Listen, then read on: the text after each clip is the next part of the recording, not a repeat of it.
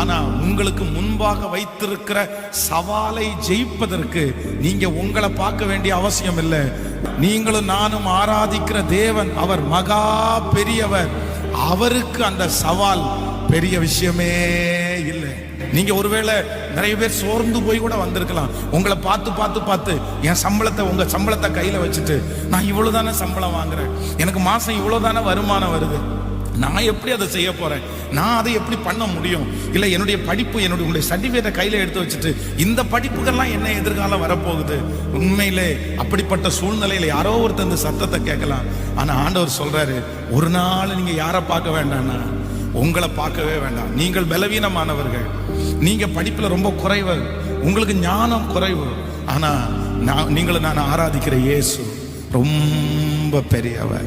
நான் சொல்றேன், உங்களுக்கு விரோதமா இருக்கிறவங்க ஒருவேளை உங்களை விட